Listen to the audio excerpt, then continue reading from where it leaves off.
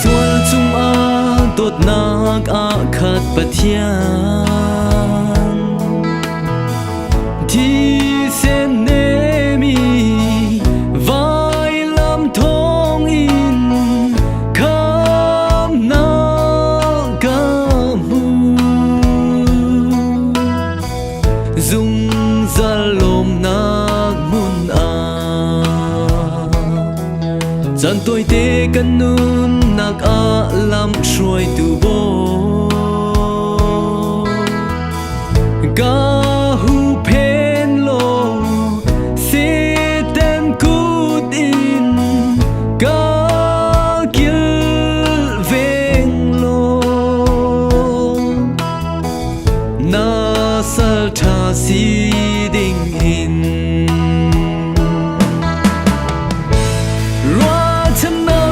suy khoa khi pa ga du go cha min au na fa na khi min tia ga si chang e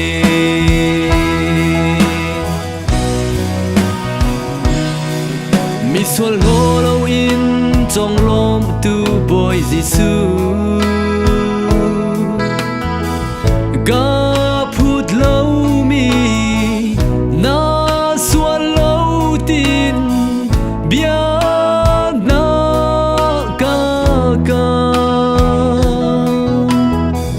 ga lom tu boy Giêsu na pen na kung chang câu sẽ tin kha cả cha vô lấy har na kal ta ka du dung zal mun mi anung ka pa in a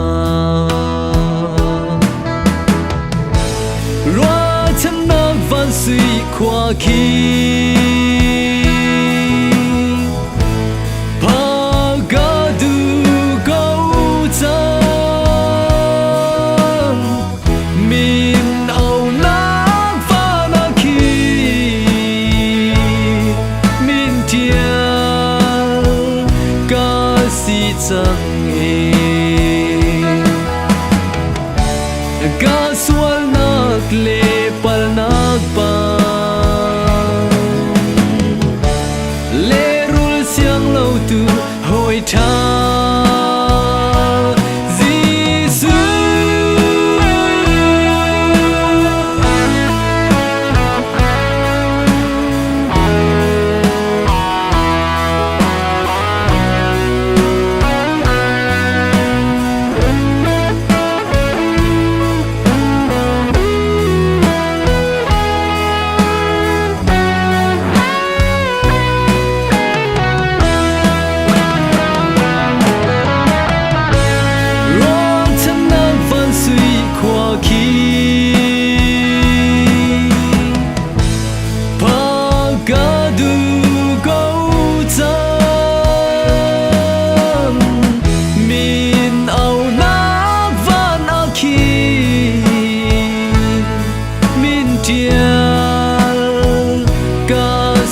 chang e